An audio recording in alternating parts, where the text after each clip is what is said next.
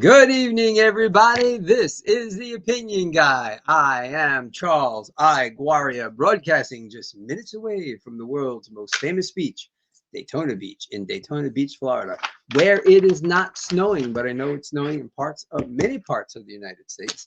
So if you are hunkering down for a blizzard, we got a show to get you through a little bit this evening. And I also have my contacts up in New York, called the family.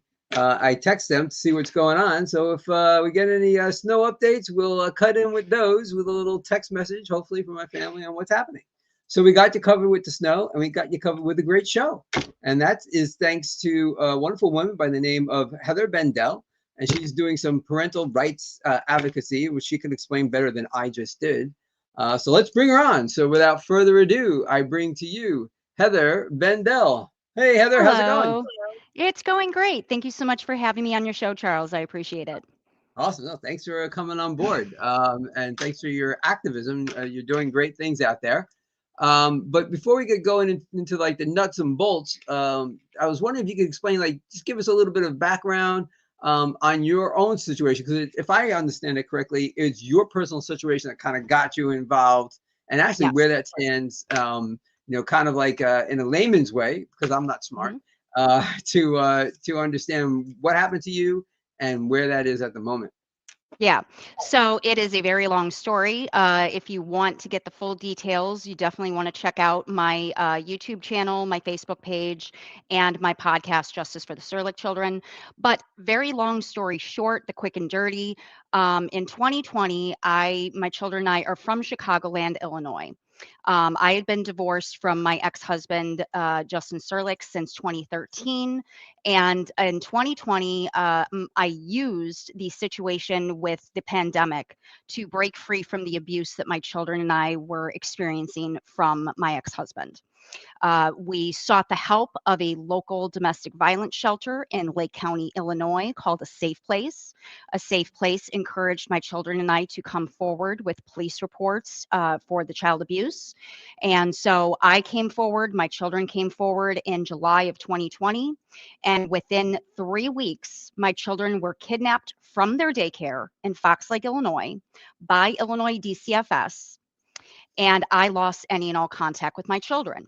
I knew from the moment they were kidnapped without a court order that something was seriously wrong.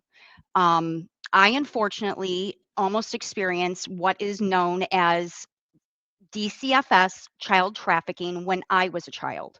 So I knew all too well that there is a history and background of CPSs in the local states taking children from loving, protective homes and pulling them into the system. Now, I'll explain why they are doing this in a little bit. But so the moment my children were kidnapped, I knew that this was now happening to my children. So I started documenting everything. Everything was through text, everything was through email. Of course, if you want to get an attorney involved, they then want a $10,000 to $15,000 retainer, and that is where the RICO comes in. And I'll explain more of that as well. My children are pulled into the system. I lose any and all contact. Their cell phones that were owned by me were taken away, given back to me. So I had no means to communicate with my children whatsoever. And they essentially became wards of the state of Illinois without any documentation or any proof that I was the abusive parent. In fact, I was the one that was coming forward with the abuse to my children and I from my ex-husband, Justin Serlick. Okay. So they go into the system for a year. I pay over $20,000 for a attorney in Illinois, Thomas Hunter and Oren Grappe of Barrington, Illinois, to fight for my children. He kicks the can down the road, literally extends and continues every single court hearing in Illinois.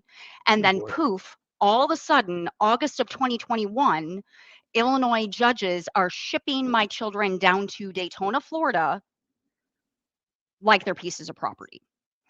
And at that point, Thomas Hunter dipped out after taking over $20,000 of my money. In fact, the total bill invoice was over $43,000. And anyone that's ever been in family court or CPS court is probably going to resonate with what I'm talking about, because this is the actual game plan that they do.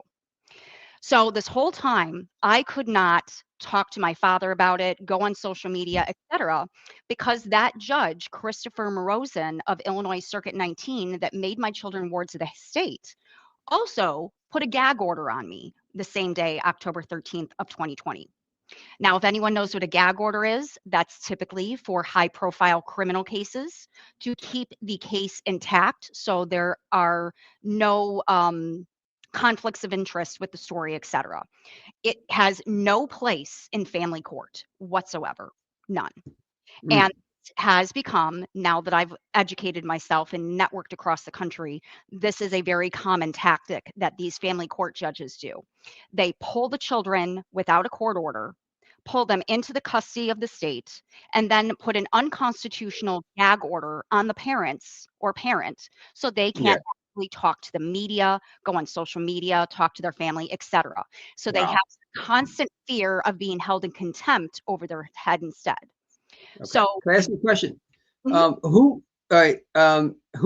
So that was it the county police that physically took your children, and they weren't taken from you to give to your ex. They were taken from you to put into the system. So that what is did your correct. ex say about that? So who physically Hmm, was it? Local police that came in and grabbed them? Um, and what did your ex have to say about it when you yep. told him that happened? That is a great question. I'm glad you asked that. So the person that kidnapped my 4 children from Kitty Cottage Daycare is named Jessica Lyman with the Illinois Waukegan DCFS. She did not have a court order. She did not have a business card. She did not have a name badge. Nothing to prove that she was actually a legitimate Illinois DCFS investigator. Um, I was inside the daycare picking up my 2 youngest children when this happened. So this was October 8th of 2020. My 2 older children uh, were in my van outside. I get a text message from my oldest daughter saying, "Mom, why are there police here? I thought we were just picking up, the other two." I'm not going to say their full names because they're still minor children. Um, Absolutely. so Fox You don't even Lake, have to say Illinois. ages. Just one thing Mhm. to clarify: don't say ages. Don't give away any identification markers. But you have 4 children, and this happened to Correct. all 4. Correct. At the time, they Okay. were all minors. This was Okay. almost 6 years ago that this occurred. All right. So Jessica Lyman of Illinois DCFS, young girl, maybe early 20s, no identification whatsoever to prove to me that she is who she said she was, is there along with Fox Lake, Illinois police officers. They strategically got us all in the same location at 4 p.m. while children were still at the daycare and adults were still around, basically as a tactic so that if or when I acted out of anger or confusion, et cetera, to what was going on, they could then just throw handcuffs on me and say that I am being disruptive in a daycare. And now I know that this is a common tactic. I thought Right. this was only for my story. So, with that gag order being in place, I could not talk to anyone, including my own family, about what had just occurred. That's So, insane. I agree. And now that I know this is happening all over the nation, I am now a whistleblower exposing exactly what these family judges and local CPS agencies are doing to children. So they were pulled into the system for all of 2020, most of 2021. I had an attorney that was fighting to get the children returned to me, but Mhm. yet I didn't even have visitation. I had literally no contact with my 4 children whatsoever, and I was their sole primary caregiver. Now, Jeez. that night, as I'm standing in the parking lot, they haul my kids away, the cops leave, and I'm just standing in the middle of the parking lot at the daycare, dumbfounded. I start texting my ex-husband, Justin Serlick, who was living with his parents down here in Port Orange, Florida. Okay. Okay. So he wasn't even in the state of Illinois when this occurred. So I call him, he hangs up on me immediately. I call him again, he hangs up on me immediately. Very bizarre behavior for someone who had no clue that this was happening. So I then start texting him. I need you to stop hanging up on me. We need to talk about this is serious. The kids are being taken away. They're being split up, blah, blah, blah. He never responded to any of my texts. And to this day, I still have all of these texts. The text my oldest daughter sent me when she was in the car right before the cops literally yanked my oldest two out of my vehicle. And then Mm, the younger two was pulled out of the daycare. Very traumatic for all five of it's a us. nightmare. Yeah. This was nothing that was in the best interest of my children or any children for that matter. That is probably one of the most traumatic things that can happen to children in their childhood, to be ripped away like that. There are ways to do it, and this has become a common storyline as I'm talking to other victims. So Mm, fast forward to 2021. Justin's attorney in Illinois orders the children to be shipped down here like property and live with his parents and him in Port Orange, Florida. His stepfather, Ira Serlick, is a volunteer in police services police officer with Port Orange Police Department, and he still is to this day. So there are connections there that most normal citizens don't have. Okay. mm, So my attorney in Illinois obviously dipped out of the case because my kids are now being shipped down here. They arrived in Port Orange, Florida, August 13th of 2021, and I have confirmation from the caseworker that drove them down here. And that caseworker is Elizabeth Tevis with Camelot Care out of Rockford, Illinois. mm, So that we have these state CPSs, and they're called different things in every state. So in Illinois, it's known as DCFS, Department of Children and Family Services. Here in Florida, it's Department of Children and Families. In states like Tennessee, it's DHS, Department of Human Services, et cetera. So every state has a different name for it, but overall blanket term is CPS, Children Protective Services. Okay. So he tells me as his final piece of advice after taking over $20,000 of my money and doing absolutely nothing. He tells me to take my RV and get it down to Florida as soon as possible, establish residency, and prove on the record that I am making attempts to communicate with my children. Obviously, he knows something about what was happening on the back end, in the back mm, scenes of all of this, something mm. that I at the time had no clue how widespread it was. Okay. Wow. So my children arrive in Port Orange, Florida, August 13th of 2021. I arrive in Port Orange, Florida, December 6th of 2021. I park my RV at Nova Family Campground. Now, keep in mind, I have no family alive in the state of Florida. My grandfather, Major Robert E. Bendl, was very respected down here in Florida until he passed away. But other than my grandfather, I had no connections to Florida whatsoever. It is my ex-husband's family that has connections to Florida. So prior to 2021, I'd only been to Florida once in my life. I had no communication with anybody down here. I didn't know what area I should rent a home from to settle down to try to fight for my children in Florida family court, etc. So I have my RV and I'm getting to know the area. I'm door dashing to learn what area to stay away from. I just knew I did not want to be in the same town as my ex-husband. Okay. So I'm looking into New Smyrna Beach area, etc. In February of 22, I am finally able to establish permanent residency, convert my Illinois driver's license to the state of Florida. So February 8th of 22, I'm officially a Florida resident with a Florida driver's license. Okay, so up till then, so that was about a year and a half, right? To get your Mm-hmm. to get. Yep. So over that year and a half, you legally couldn't do anything to fight to see or get your children back. That is You were correct. just there door dashing, learning the area, Mm-hmm. getting some money together. That was your your main income was DoorDash, I take it. Yep. Whatever, basically that's how you made your living, and waited out a year and a half before you could actually start any legal proceedings whatsoever. So That's here's the thing. This that's this being a gets brave part. so yeah, this gets so much more complicated, and that's why I'm Yeah. saying listen to my podcast to break it Yeah. down into Yeah, we're gonna go simplistic into that. terms. Sure. Yeah. So I legally had full custody of my children that whole time. That entire Wow. time, my divorce was the only permanent court document where I had sole custody.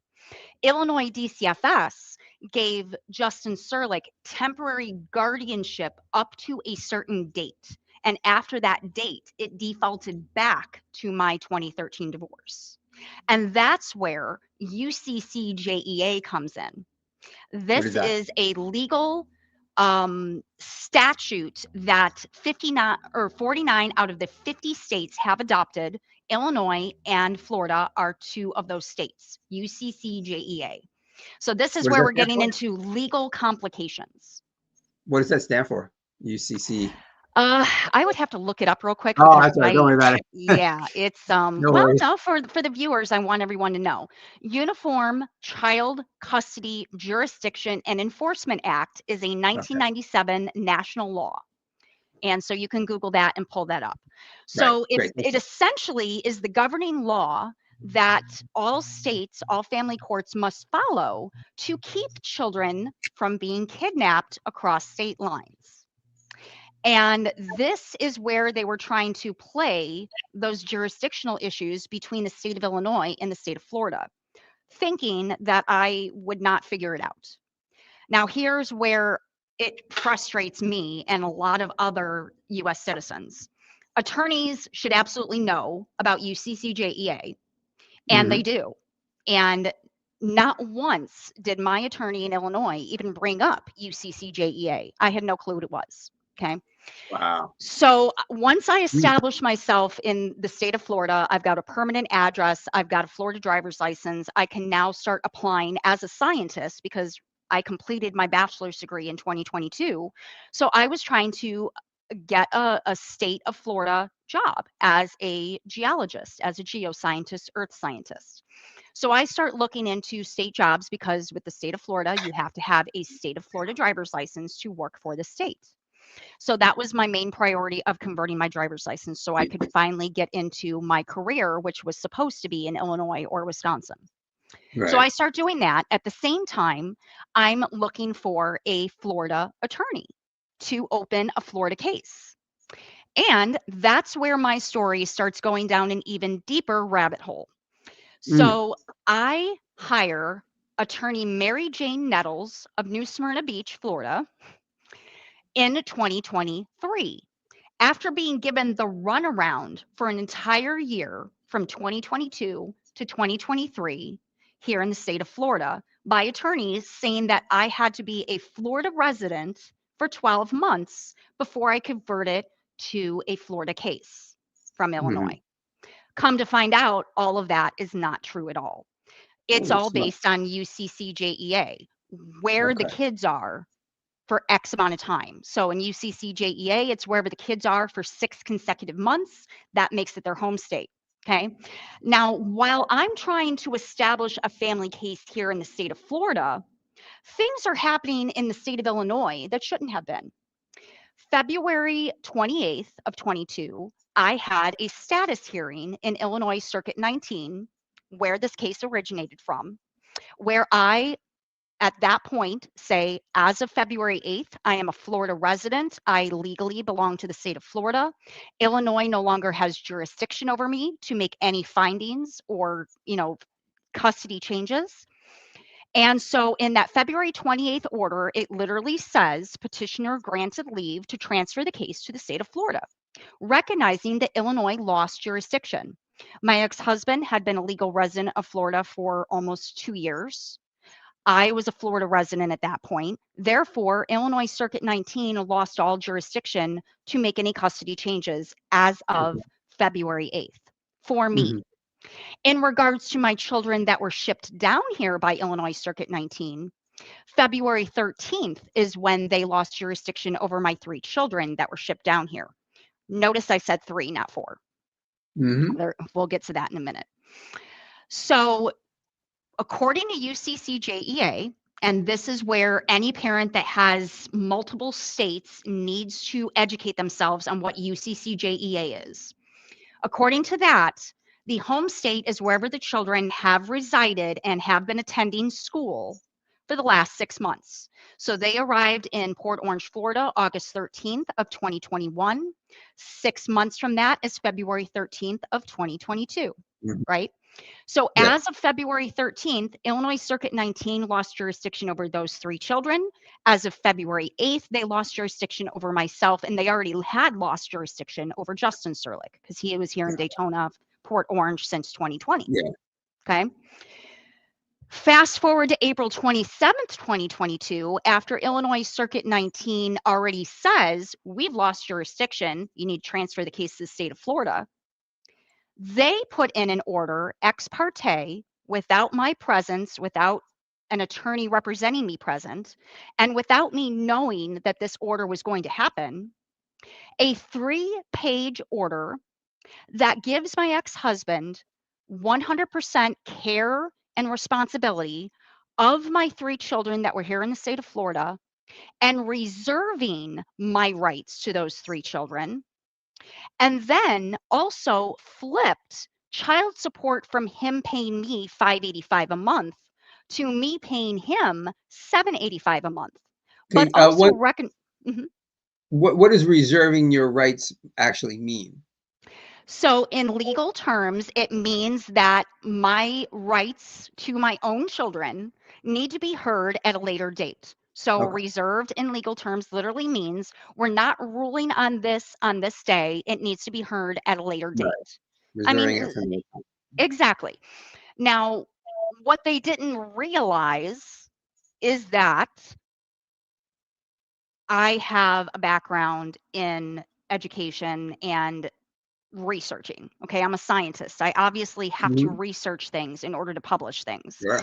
Sure. So they thought that they would be able to forever hide my children here in Daytona, Florida, through this 3-page and in legal Latin terms void ab initio order. So when I hired Mary Jane Nettles of New Smyrna Beach, she made it seem like this was as simple as just domesticating that order in the state of Florida and then modifying that 3-page order. This order that should have never existed in the first place because Illinois Circuit 19 had 0 jurisdiction to write said order. So essentially, Justin Serlick, since 2021, has been hiding my children from me. He has also been hiding from me himself. He has me blocked on all forms of communication, email, text, etc. It's like he's non-existent. And so I hired Mary Jane Nettles. She started reaching out to him. She verified and memorialized in an email to me. I spoke to your ex-husband. Now at this point, it was September of 2023, about 3 or 4 months. I hired her May of 2023. I gave her a partial retainer in February of 2023, gave her the full retainer in May of 23. So from May to August 7th, she did nothing. My case on clerk.org for Florida Circuit 7 Daytona shows that she finally opened my case on August 7th of 2023. Did she give you a She reason why? has a tendency to disappear to Alabama. And apparently that's what she did. She took my retainer of $3,000 and then disappeared to Alabama Hmm. for a few months over the summer, and then finally opened my case in August of 2023, August 7th to be exact. Holy And I moly. encourage your listeners and viewers to just check out my case. Go to clerk.org, CLERK.org. That is Florida Circuit 7's website. On the right-hand side, you can click Search Cases, and then either search my name or search my case, 2023-31828 FMCI. And you will see, when you click on docket, you will see all of the DINs, docket identification numbers, and then the descriptions and when they were filed and by whom. Now, you can't click into the documents. They are protected because it involves minor children. But the public absolutely, thanks to the Florida Sunshine Law, absolutely can see a majority of the information. Who filed what it was, and when. Okay. So Okay. mhm, Give that again. It's 202-3318, you mhm. said? And what's the rest of it? 2023 for 2023, the year it was opened, Okay. 31828 FMCI. So Frank Mike Cat Igloo, FMCI. Got it. So you can see exactly what I'm talking about. It's all public information. I highly encourage people to take a look at my case, because as we are networking and talking on the local platforms and now the national platforms, we are realizing just how similar all of our stories are, and that this is absolutely child trafficking and RICO. So think P. Diddy, think Epstein, they're all tied together. It's disgusting and disturbing, and that's why so many of us are whistleblowing and coming forward and advocating for some serious changes, because this is absolutely child trafficking. They're trafficking children from state to state and manipulating the laws that are in place to suit their needs. So this is a serious form of family court corruption. So Mary Jane Nettles is communicating with my ex-husband. My ex-husband says to her, she can see her children when she starts paying me child support. Now, keep in mind that 785, that is in that 3-page void order that Illinois wrote for a plethora of reasons, it's void ab initio, flipped the child support without even having my financial affidavit. And it even says in that 3-page order, I did not provide a financial affidavit. So they are stacking me in debt with my ex-husband while he hides my children from me through this 3-page void ab initio order. So quite literally, he's holding them. I'm sorry? What was he doing for a living? So last I knew, he was in IT. I have no idea if he's still in IT, because he's literally been hiding for 6 years now, literally since this all went down. You don't really have much contact with him. Like, no, I have none. He's literally, he's ignoring all of my motions, all of my appellant cases. It is like he's hiding under a rock while also hiding my children with him. Okay. So was there any, so I'm just trying to ascertain, was there any rationale for the court to flip it? Was he not working and you were door dashing? So they said, like, on paper, she should be giving to him because he can't find work, or he had an IT job making, you know, probably in Florida, 60 or 70,000, maybe six figures. And everything that's where the rabbit hole gets really, that's where the rabbit hole gets really, really crazy. Yeah. So he was making enough money to get by with it. It actually had nothing to do with money, at least not for him. It had nothing to do with money for him. His parents are connected. Now, when you listen to this part of it, you're going to see where that connection is. So remember I said a safe place of Waukegan, Illinois, helped and assisted my children and I come forward with the child abuse, meaning we put in police reports, there was an investigation. The state attorney that was in charge of investigating the police reports and determining whether or not he was abusing my children and I was Michael G. Nerheim of Lake County, Illinois. Okay. Now remember that name, Michael G. Nerheim. Okay. So state attorney is in charge of investigating the child abuse charges. 3 weeks later, my kids are kidnapped from their daycare, pulled into the foster care system, and then just under a year later, they're shipped a half a country away to Daytona from Chicagoland. So several state lines were crossed to get them down here illegally. And Mary Jane Nettles, right after she started talking to my ex-husband, where he said she can see the children when she starts paying child support, all of a sudden, Justin Serlick lawyers up here in Daytona, hires Serena Baldacchino of Rice Law Firm, and I'm sure I'm pronouncing her name wrong, and I don't even care because she is the connection point to what's happening here in Florida with me now. So Serena Baldacchino enters the game. All of a sudden, everything is stalled out. I fire Mary Jane Nettles in March of 2024. I hire Rick Brown of a different law. He's in a law firm with another attorney that I'd rather not say the name of because he's already threatened to sue me. But Rick Brown works for another law firm in the state of Daytona. It's easy to find if you just Google Rick Brown. You can find that information easily. So Rick Brown points out that I am actually, in our consultation, that I am actually at that moment, March of 2024, that I am actually the legal guardian at that time of my oldest child that was left out of the situation that originally transpired in 2021. So remember, I have 4 children. Yeah. I mentioned 3 of them were shipped down. Okay. Mhm. My oldest, I'm going to say her name because she is now an adult. My oldest, Ariana Serlick, fought tooth and nail to stay up in Chicago because she wanted nothing to do with her abusive father, Justin Serlick. Mhm. So she chose to stay in foster care in Illinois, even though her 3 younger siblings were shipped down here. So we have 1 child in Illinois. We have both parents in Florida and 3 of the children in Florida. So my oldest child was split off from the rest of us, and we're up in Illinois that whole time. Finally, in 2023, at the time that Mary Jane Nettles was my attorney, and this is where she severely dropped the ball on being my attorney.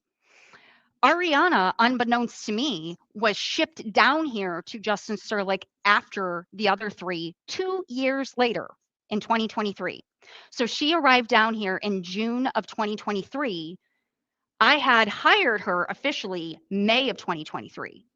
So my daughter arrives in the state of Florida 1 month after I hire Mary Jane Nettles, and yet Mary Jane Nettles is not doing anything about that.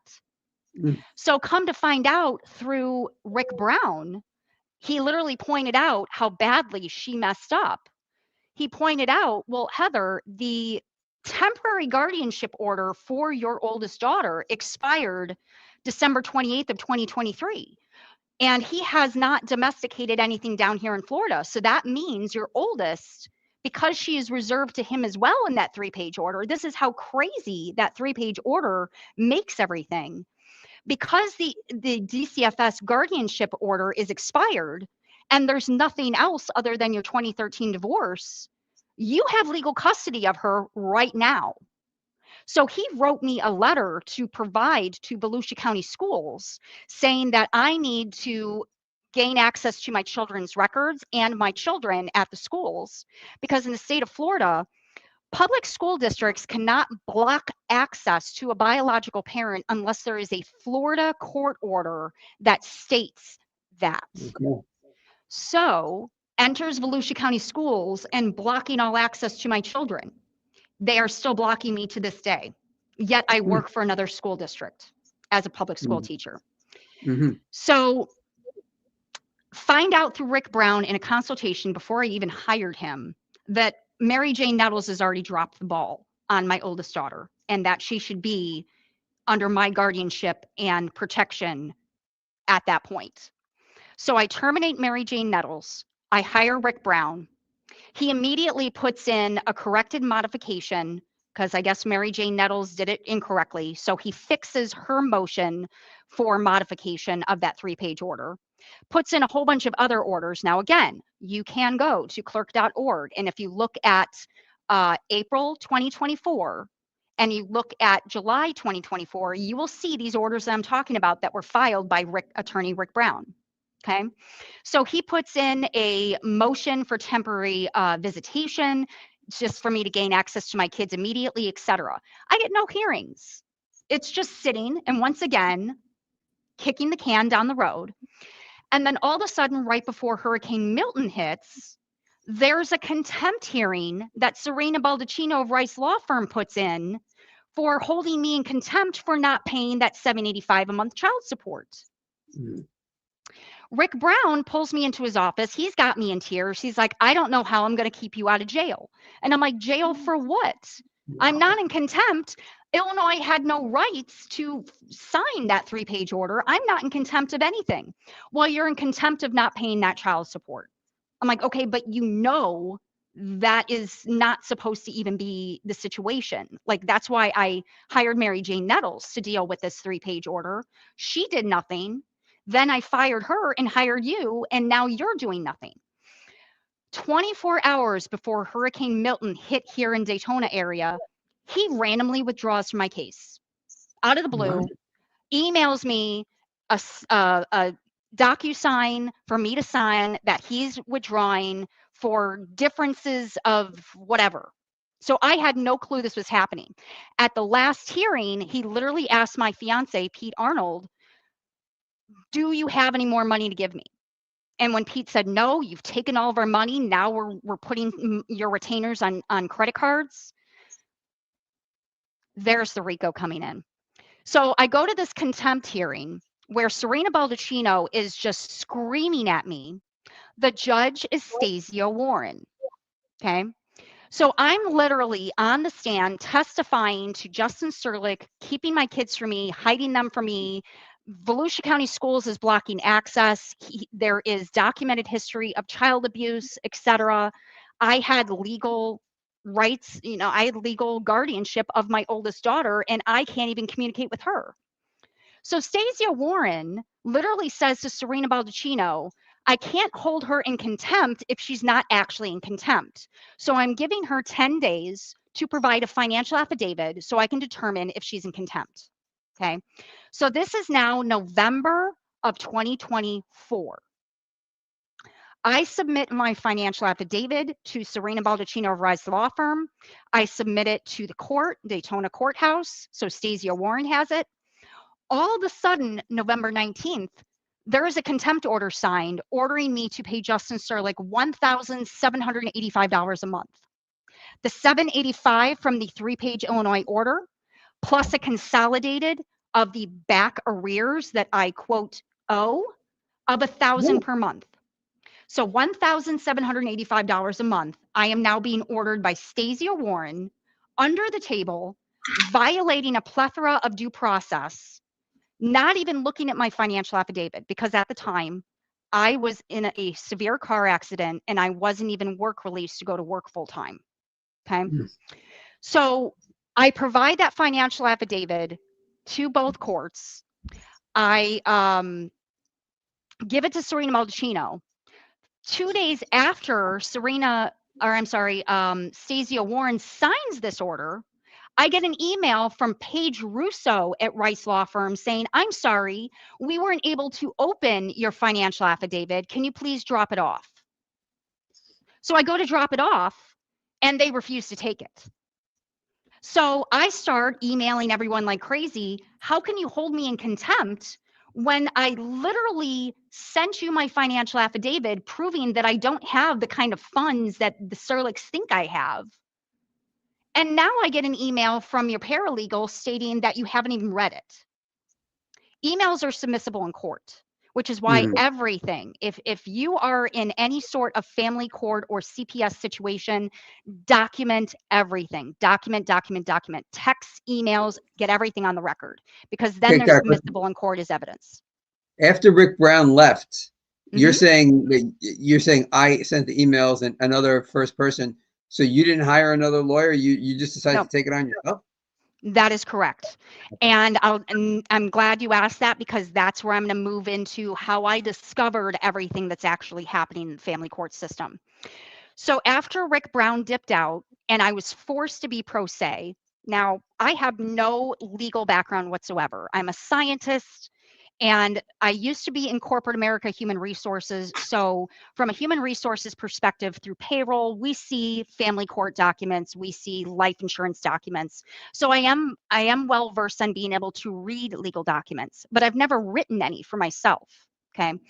So I'm trying to educate myself. I'm trying to be an attorney and a pro se litigant all in one while navigating this system.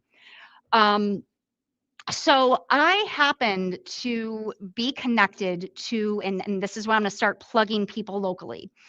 My fiance was at a Chamber of Commerce event and met Karen Tosani. Karen Tosani is a founder and advocate of a nonprofit locally here in Volusia County called After Awareness. And she specializes in educating people on legal abuse. Okay. And legal abuse is apparently what I was experiencing, but I had no name for it. I had no way to describe what I was experiencing. I never heard of it. Right. So I get connected to Karen. Pete brings home her business card. I reached out to her on her website. Come to find out, she had a charity event coming up at the end of October 2024. I get linked up with her. I go to the charity event, and that's where I met Dee Werblun of medicallykidnapped.com. She is from Ormond Beach. She has a nonprofit. Her story is everywhere locally in regards to her two granddaughters. Medicallykidnapped.com is her website to educate people on Florida DCF kidnapping children through hospitals. And then I'm also connected to Dana with Survivor Center, domestic violence outreach.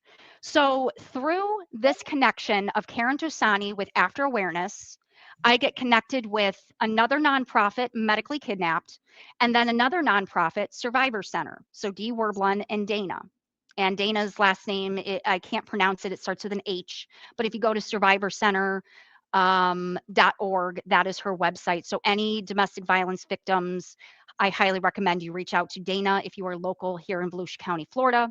Also, if my story resonates with you or you have a CPS case that does not seem to be going the way it should, absolutely reach out to Dana as well as Dee Werblun in Ormond Beach, Florida. So I get connected to these three wonderful ladies. And I'm watching them all step up in front of the mic and they're telling their stories. And until this point, I thought my story was incredibly unique. I had no way to explain it in layman's terms to make it not look like I sounded crazy. And of course, I still had that gag order on me until the end of 2023. So it's not like I could get on social media and start telling my children my story anyways, for fear I would be thrown into jail for Yeah, contempt of the gag order, which is right. highly unconstitutional. That is a violation of our First Amendment right. There again, I'm going to repeat myself. There's no place for gag orders in family court. None. They don't belong there. It is absolute abuse of discretion and judges' abilities to do things. That is an abuse of power. Mm. So after I meet these three ladies, I finally start saying, well, what the heck? This is obviously a local issue.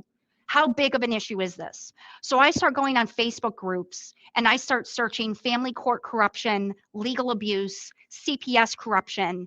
And wouldn't you know it, for the first time in 4 years, I have this slap to reality that my story is not unique. My story is a lot of parents' stories, men and women. This is not just a mother's rights issue. This is a father's rights. This is a human rights issue at this point. Right. There are so many of us with almost identical stories.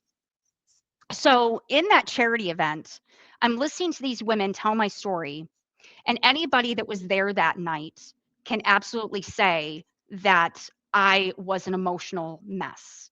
I was sitting there bawling my eyes out. I was practically in a full blown panic attack, coming to the realization that my children and I story was not unique at all. And all these years, I thought my story was unique. I thought my Yeah. story was just this bizarre one off. Family court can't possibly be like this. CPS can't possibly be like this. Pretty much how a lot of us Americans and people across the planet thought when the Epstein stuff first came. This can't possibly be what they are saying, because we are Yeah. taught our entire life to trust the system, trust the government. And it is very apparent that we can't. Yeah. Well, Um, I think a lot of people, when it comes to the courts, feel like at least there could be some modicum of justice there. I think a lot of people have checked out on DC and government in general. But yeah, and that unless you're rich, rich people get away with things that the middle class right. and the poor will never be able to get away with. So it's not equal total justice, but yeah, it is shocking, the craziness, the labyrinth of craziness that you went through. It's just amazing, Yeah. and it's not just you. And you did touch on something that I wanted to ask. I mean, Hmm. men, if you flip this, a man could have the same situation that you have had. You said you've encountered that as well. So sometimes it goes that way. But is it predominantly women who are losing rights to their children in your experience? Is it men? Is it 50 predominantly men? Is it 50-50? Yeah. So, we all have heard the term deadbeat dad, right? We've Yes. all heard that term. Sure. And my father was an absent father, and I was always told he was a deadbeat dad. Come to find Yeah. out, he wasn't. He was chased out the door by my mother and grandmother. So Mhm. my story has always been that of a father a father that wants to be in their child's life, but maybe the mother or grandmother pushes them out the door and they don't have the ability or the means to fight it unless they have money, right? So it's always been predominantly men that are pushed out of their children's lives and then alienated.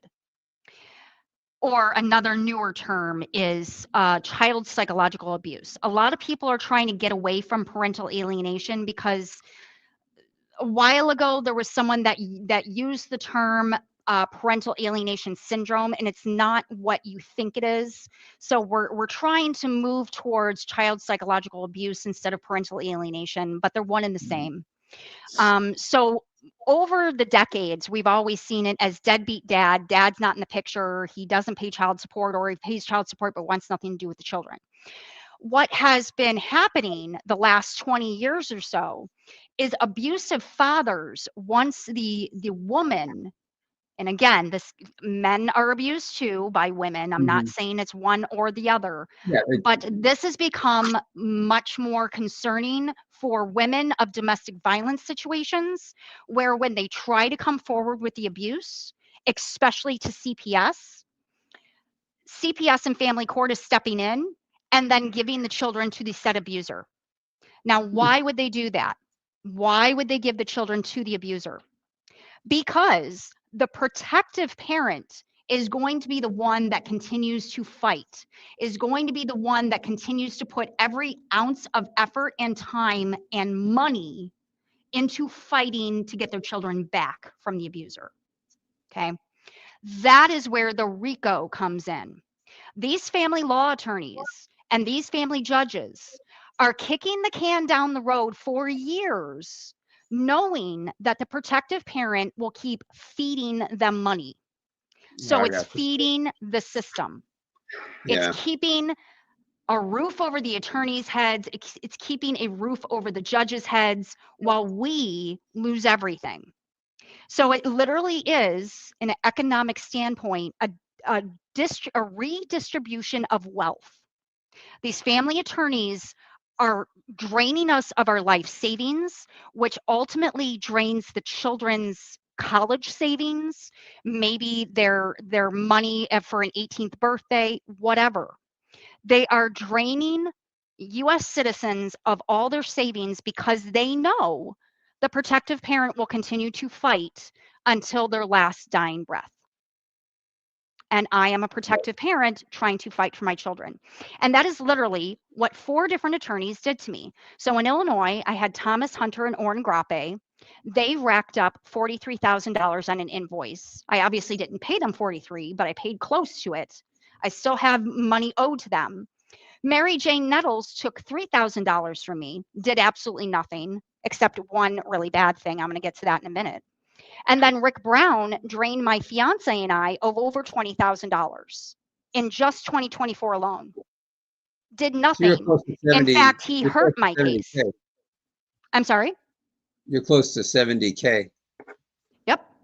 total. 67 and something change is what my actual Yeah. toll is so far in attorney's fees. And no attorney, at least no family court attorney, will ever get a cent from me ever again. We are much better off with the technology we have available to us now. There are multiple softwares we can gain access to. LexisNexis, it's a mouthful, Yeah. but that is a known attorney Yeah. software. There's Yep. Westlaw Precision. Now Mhm. we also have a slew of AIs available to us. However, there's a caveat to that. You have to be careful with AI. You can use it to Oh, yeah. help you write your documents, but the case law and the statutes have to be researched by you as a human. You cannot trust AI to give you accurate data because it No. hallucinates. It's called a hallucination. It will Yeah. create fake case law, fake statutes. So there still is a level of human brain power that goes into it, but Mhm. it allows the average American, the layman, to be pro se and educate themselves. And that is how I have connected across the nation with a lot of people and educated myself, and now have gotten to where I am now. So since Rick Brown dipped out, and Stasia Warren signs this contempt order under the table, violating my due process, ordering me to pay my ex-husband $1,785 a month. I started networking with all the local groups, and I found a local group, a small local moms group on Facebook that specifically hones in on Florida Circuit 7. Okay, we all have the same judges, we all have the same situation. So we're using this group to educate ourselves. And one of the ladies local here in Florida Circuit 7 gave me the information of how to pull a public records request with Mark Weinberg of Florida Circuit 7. Mark Weinberg is an administrator for Florida Circuit 7. So I email him with a list of all the names and emails and phone numbers of all communications between everyone involved in my case. Okay. Florida Sunshine Law is amazing, and I wish all states were as open as Florida. Florida Sunshine Law is the only reason why I've been able to get a lot of the documents I've been able to get to build my case for federal. Okay. Very good. So I get a large file from Mark Weinberg that was missing a chunk of time. So it was pretty much everything when Rick Brown was my attorney, but nothing when Mary Jane Nettles was my attorney. So I email him back and I say, something's missing here. There is a massive chunk of time of communications missing. I need all communications. Out of the blue, right after I emailed him that public records request, I kid you not, and you can see this in my docket on clerk.org, Stasia Warren recuses herself from my case. So that happened December, if I remember correctly, December 21st of 2024. I emailed him December 20th of 2024 in the evening. So the very next morning, she comes in and recuses herself because I'm requesting communications from her and to the attorneys. So that made it even more obvious something nefarious was happening in my case in Daytona Courthouse with Stasia Warren and Serena Baldacchino and Rick Brown. And obviously something going on with Mary Jane Nettles because all of her communications are mysteriously missing from this public records request. So I all of a sudden in January of 2025, January of 2025, so just over 1 year ago, it was like January 5th, I get an email from Florida Circuit 7's attorney. So the attorney for the entire Circuit 7, Joshua Griffith, saying, I'm so sorry that Mark missed some of the communications. I dug through again and I found X, Y, and Z. And in that X, Y, and Z file was an email that Mary Jane Nettles memorialized to Stasia Warren and Serena Baldacchino, January 26th of 2024, 2 months before I terminate her and hire Rick Brown, that Judge Michael G. Nurheim called her on his private cell phone number to pass along his cell phone number to Serena Baldacchino of Rice Law Firm and Stasia Warren of Florida Circuit 7 Daytona. Now that is ex parte off-channel communications. Now, if you look at the laws with UCCJEA, any and all communications between any and all attorneys, judges, etc., between the states, it all must be on the record for transparency purposes. Mary Jane Nettles never told me about this phone call. Had she picked up the phone and called me and said, I just got this weird call from Judge Michael G. Nurheim of Illinois Circuit 19, what do you know about this? I would have immediately said, Michael G. Nurheim was the state attorney in Illinois in 2020 that was in charge of pressing charges on my ex-husband, Justin Serlick, for child abuse. So that raised a massive red flag that something even more nefarious was happening in my case. So I start researching this and I start networking with people across the nation. And we start comparing our court documents with each other. And now because we have AI, we can dump our court documents into AI and have AI find the similarities. Now that I've been connected to everyone in the last year, we have been able to determine across this nation, children are being trafficked from state to state through ex parte orders and being hidden from the protective parent.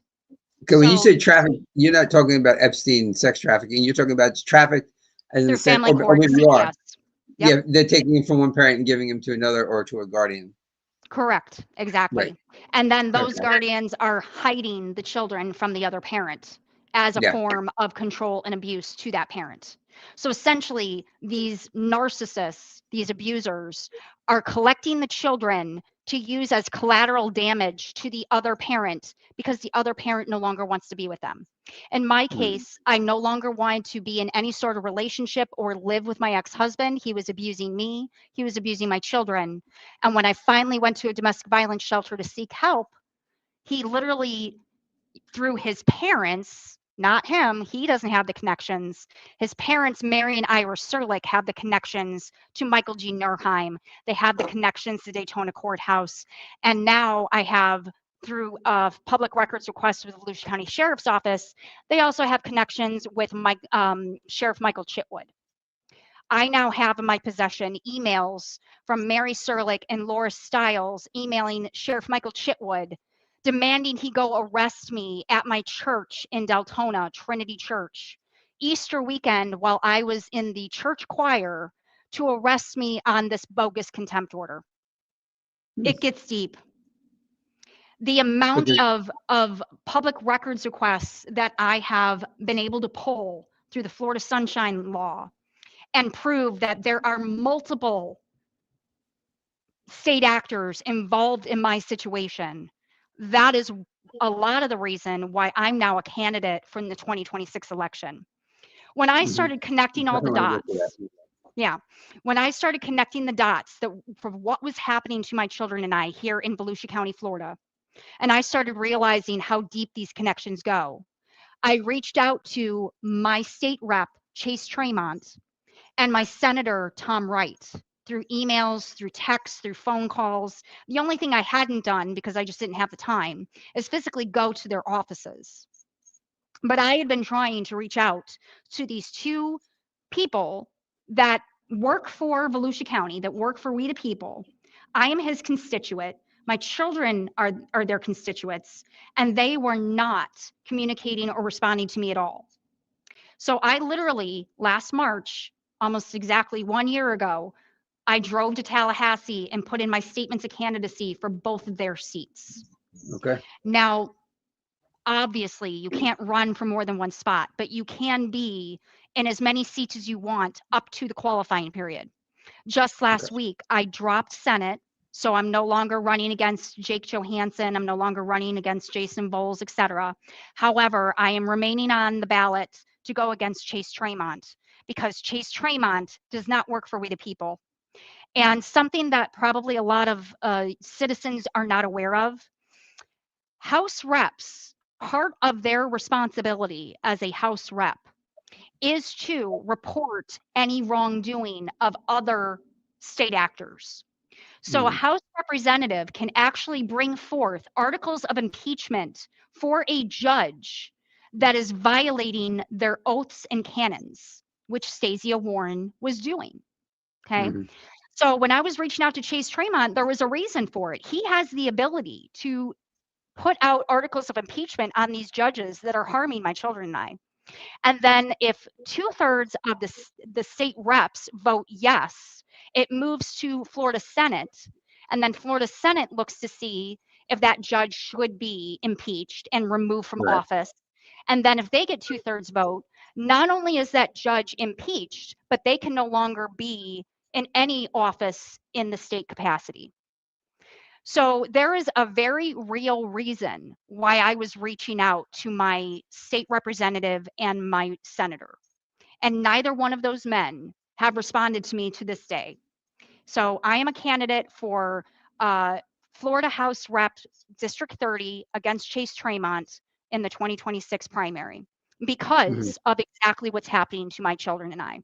And I am encouraging people across this nation to do the same, Changes start with we the people. And if we see injustices happening, if we see our state constitutional rights and our US constitutional rights being violated, then it is our duty as US citizens to use our voice to raise awareness so this stops happening to other children and other families, and get into office to make real changes. I mean, that's why we're a democracy. Right. Getting back to your situation with your children, have you seen them since they've been taken from you? Where does that stand right now? No meaningful contact. Volusia County Schools is blocking me. Justice Serlick is blocking me. Now, in my court filings, remember, I've been pro se since Rick Brown in October of 2024. Without an attorney, I have managed to not only get not one, not two, but 3 different Florida appellant cases going in Florida District 5 Court of Appeals in Daytona. All of 2025, I was pro se fighting against my new judge, Judge Sandra C. Upchurch of Daytona. So when Stasia Warren recused herself from my case, Chief Law Judge Leah Case reassigned me to Sandra C. Upchurch of Daytona. My very first hearing with Sandra Upchurch was January 8th, 2025. 3 days after I get this proof that Mary Jane Nettles was in direct communication ex parte with a judge that had nothing to do with my family law case, other than he was the state attorney that was supposed to be investigating and charging my ex-husband with child abuse. So at that point, I already knew there was illegal things happening in the background, nefarious things happening. I already knew.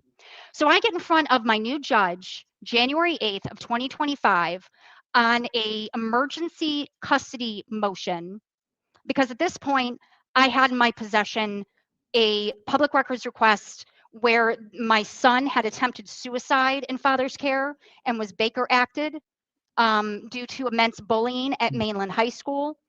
I had evidence that my daughter was in a severe car accident as a minor when I was her legal guardian here in Florida.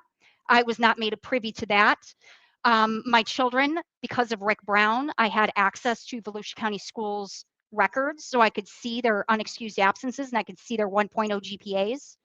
They had extreme unexcused absences at Volusia County Schools, 1.0 GPA for 3 years. Rick Brown had all of this information and did nothing on it. So at that point, I filed a 12.941D emergency custody motion because my children obviously needed help.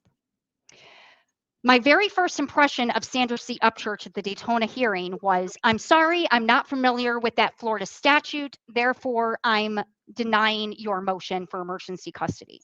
This woman is literally saying that she's a family law judge and doesn't know a very basic, and you can find it on Florida Supreme Court's website, a very basic emergency motion. Yet she had a computer right next to her where she could easily look it up. So it was very clear she already knew exactly what she was going to do with my motions, which was deny, deny, deny. And I encourage your viewers to look at my docket on clerk.org, and you can see where there's a denial within sometimes the same day. I get no hearing, I get no due process, nothing. It goes through to her and automatically denied. And that is absolutely a violation of due process. Is there anybody, either political person or in the court system, or anybody working for the the government, who would have an ability to help you, that is listening to you? Oh, there are plenty of people. The senators, the House reps, Congress, our governor. By listening, I mean helping, not just listening, because they could listen and say yes, yes, they can yes you to death. I'm talking about people who are helping. So you are getting help out there. So not from the right people. No. There are people on your side, but they're not powerful enough to do anything. Is that what you're saying? Not necessarily power enough. They're absolutely power enough. They're just choosing to protect their own. This is a closed loop system. They're not helping you. They're protecting themselves and the whole system. This is a RICO system. This is so much bigger than just my case.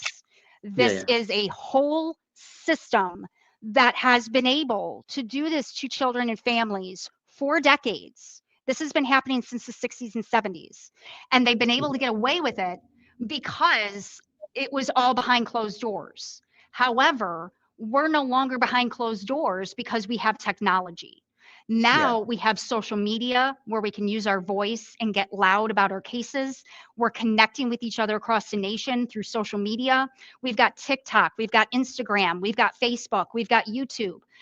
Everyone's stories are finally starting to merge together, and we are finally, as US citizens, you've got my story. Oh my gosh, that's my story. That's Right. me. You're me, I'm you. And we're collectively within the last year. This is a movement that has been happening in the last year where we Okay. have collectively figured out that this is a system that has been bred to do this for decades and been able to get away with it. And these judges think they can get away with it because they believe they have judicial immunity, and they Yeah. do not. When they start violating our US constitutional rights, mainly due process, our 14th Amendment to parental familials.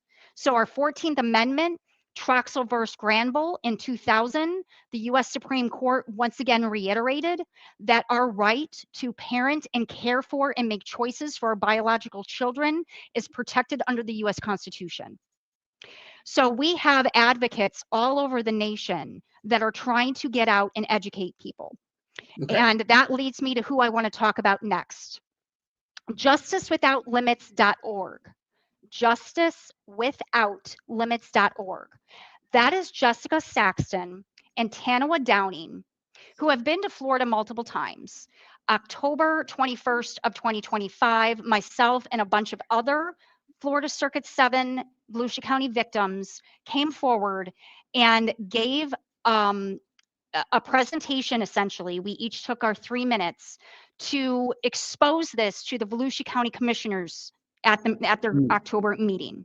Jessica Mhm. Saxton and Tanawa Downing served them with criminal conspiracy affidavits. So Jeff Brower, Jake Johansson, who is running for Tom Wright's seat, and everyone else is now fully aware of my story and a whole bunch of other victims of Stasia Warren, Sandra C. Upchurch, other judges in Florida Circuit 7. We, the people, are starting to come together and raise awareness locally to what these judges are doing to us.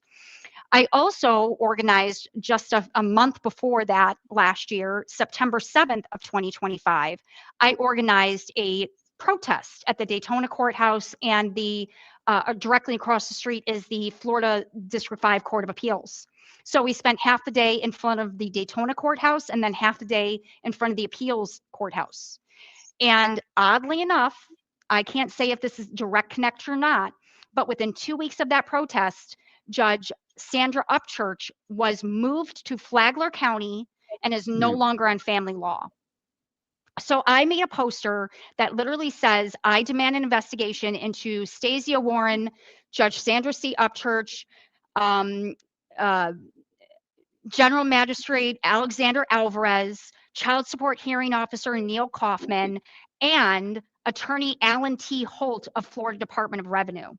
Because Florida Department of Revenue is now stealing $1,785 a month from my teacher's salary, while I So you have are zero paying. contact. Mhm. So Now, so you because are I'm, actually yep, you're actually paying the 1,700 right now. mhm. Since September, since I started my job at Orange County Public Mm. Schools, they are garnishing $1,785 a month ransom. They're literally withdrawing ransom from my Yeah. paycheck that is paid by Orlando residents. If you really want to think about it, teacher salaries are paid by taxpayers of the Sure. district they're in. So Orlando taxpayers are paying my salary for Florida Department of Revenue to steal that salary to pay my abuser and my children's abuser ransom to hold my children hostage. That's how bad this is. And my story What's is the one next? of thousands. Yes. What's the next move for you as far as Yep. in court to try to see your children? Yep. So just this past week, my 3 Florida appellant cases, 5D 2025-1056, is now merged with the other 2. So I have one massive appellant case that is now in front of the panel of 3 judges in the state of Florida, Daytona, and I can give you those exact names. So on February 19th, my 1056, 1442, and 2696 appellant cases were consolidated into one case, 5D 2025-1056, and is in front of the panel of judges, Judge Soud, Soud, Kilbane, Kilbane, and McClaver, Maclever. So that's where my 3 Florida appellant cases sit currently. They're in front of those 3 judges for that panel to make a decision. A decision on what are they actually deciding? So I have multiple notice of appeals. That's those 3 cases. One of them is Upchurch's denial of me modifying the 3-page order. One of them is putting a injunction and basically a block on Alan T. Holt of Florida Department of Revenue because he is illegally stealing $1,785 a month, and he also very closely managed to steal my Florida driver's license as well. And that is where the Title 4D comes in. And I want to touch on that. But first, I want to explain last year, because Judge Upchurch denied all of this, I tried to educate myself on a way to find a way for remediation in Illinois. So I figured out that Illinois does actually have a statute under the Illinois Supreme Court that if there is a void order, you can argue it at any time. It doesn't have a 30-day timeline. It doesn't have a 60-day timeline.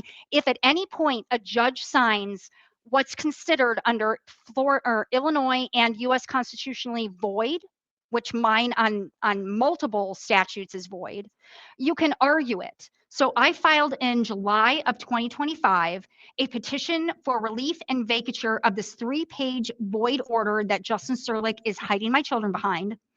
Of course, it was denied by Illinois Circuit 19 because this has all been manufactured since the beginning by them. So I filed a notice of appeal, and that appeal is now in front of a panel of 3 judges in Illinois District 2 Court of Appeals.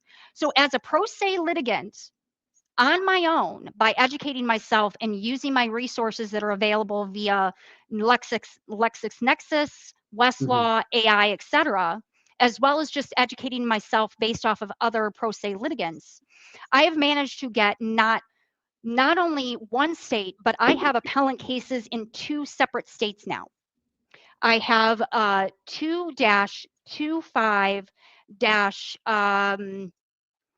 I forget the last 4 digits of my Illinois appellant case. But essentially, I have 4 appellant cases where I wrote my own appellant brief, which is essentially a book. So those are available to the public. They are available on my podcast. When I do a podcast episode and I'm explaining what's happening in that segment with court documents, I always scan those court documents and put them in a Google Drive link.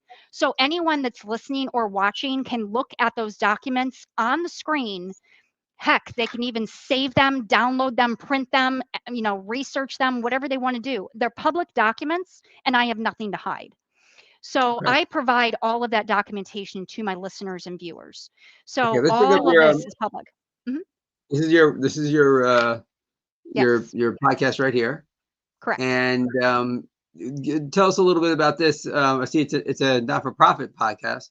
Yes. And you go over your situation, I'm sure, and update folks on that. And what other topics you touch on the podcast? So not only do I break down my case and explain what's happening in my case, but I also use this particular podcast to help educate the general public on national movements, when our next protest is. Get in touch with Jessica Saxton and Tanawa Downing with JusticeWithoutLimits.org. And now more recently, I have linked up with Mark Ludwig of St. Louis, Missouri. And Mark Ludwig's website is stlmarkludwig.com. So St. Louis Mark Ludwig. His name is spelled MarkLudwig.com. And his other part of his movement is his nonprofit he just recently started, National Coalition for Shared Parenting. Okay. So through Mark Ludwig's DC team, through his Equal Shared Parenting Advocacy and Legislative Development Leadership Program, November 4th, I went with him and his team to Washington, D.C. So Hmm. in my podcast episodes, I'm educating my listeners on where I am involved, who to stay away from, who to get involved with, who you can trust, who you should probably be very weary of, because there are Yeah, some people I was in this thinking about national that too. movement that is taking advantage of court victims and either trying to make money off Sure. of them or sabotage their case. And this So is you also a have to, place where they could reach out and touch, and if they have direct, because yes. there's a lot of information here, Hmm. and I appreciate that you've said certain things twice, so people, if they have a pen and with Right. write down. But also there's a transcript of this, so if you guys go back later and just Google, Mhm. do a search for the parts that you need that URL. But Right. beyond that, somebody has a question. Hey, I heard you on the Opinion Guy, and you said something like this guy from St. Louis, and I don't remember exact. You'll Mhm. answer their questions. That was long-winded from your way of saying Absolutely. through this Absolutely. podcast right here. So there's contact information for the podcast at Justice for Serlick Children. If somebody wants to Yes. reach out to you, okay. Yes. So my All right. YouTube is at Justice for the Serlick Children. Uh-huh. Last year, once I figured out just how big this really is, I formed a nonprofit based, obviously off of my children, dedicated to my 4 children and seeking Great. justice for them. But also, not only am I a public school teacher, but I'm also a master's student. I'm more than 3/4 of the way through my MBA in marketing. I do Good for have you. my own marketing company, Orbital Reach Marketing. But because I started this nonprofit, I'm also in school to become a certified paralegal here in the state of Florida. And once I complete and become a certified paralegal, my goal is to, because of my nonprofit, I have the ability to apply for grants for funding to then help other court victims. And I want Okay. to Wow. primarily That's awesome. focus Great. on helping family court and CPS victims draft legal documents for federal Yeah. court Yeah. to go So, after these people for U.S. constitutional violations. so So that is how I want to give back to my communities. So I'm not this is great. charging the victims. I would get the funding from the grants to pay me a small salary to be able to draft these documents. Obviously, I'd want to do this during the summertime when I'm not in school teaching. This is what I want to do with my downtime when I'm not in school teaching marine biology. So I Yeah. can help other victims, educate them, help them, because not everybody are writers. We have the gift of being writers. Not everyone has that gift or just has the patience to be a writer. And Right. these court documents have to be drafted a very specific way based on the court's rules. So that's the other thing. You Sure. can't just Well, they'll throw draft it a out in a document and heartbeat. file it. It has to be formatted a certain way. Right. It has to be written a certain way. Mhm. So if victims don't know how to do that, I want to be able to assist them, but I'm not offering that service until I am a certified paralegal and I do have the credentials to do so. But I will When do be you think doing that'll that be? through my nonprofit. Mhm. When do you think that'll be? When do you think you'll be certified if all goes well? So I have until June of this year to pass my test. So Yeah. that's coming. I've been very Yeah. busy with my appellant briefs, but All I right. do have a little bit of downtime now that they're all in front of judges now. I do Yeah. want to say, in regards to those appellant briefs, it's supposed to be a two-sided case, right? Mhm. The appellant writes their brief, the appellee, which is my ex-husband, writes their brief, arguing what the appellant wrote in their brief. Justin Serlick has completely ignored everything. It's Wow. like he's not even existing on this planet. He ignores my emails. He gets things certified mailed to him and then refuses them. So I have a whole stack of court documents that he has refused and that have been returned to Mm. me.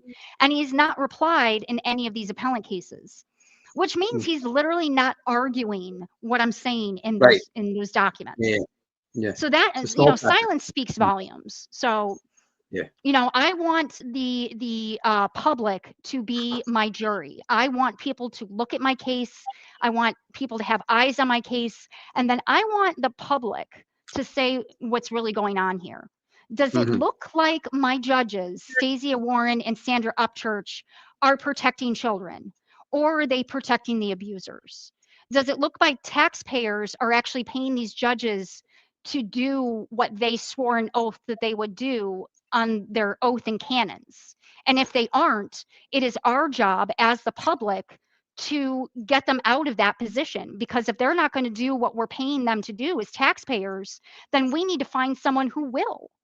So that's why raising awareness is so important when it comes to these family court judges and attorneys, because Yeah. they are harming our families. When they swore oaths, when attorneys pass the bar, they swear an oath to do no harm, just like medical doctors.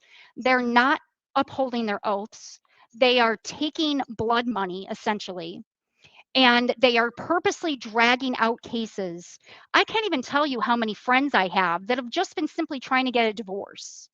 Like they have an amicable divorce, no children involved, but yet they 2 years later and they're still forced to be married because the attorneys and judges are refusing to sign the documents to get more money out of them. It is I a actually had sick game. that situation.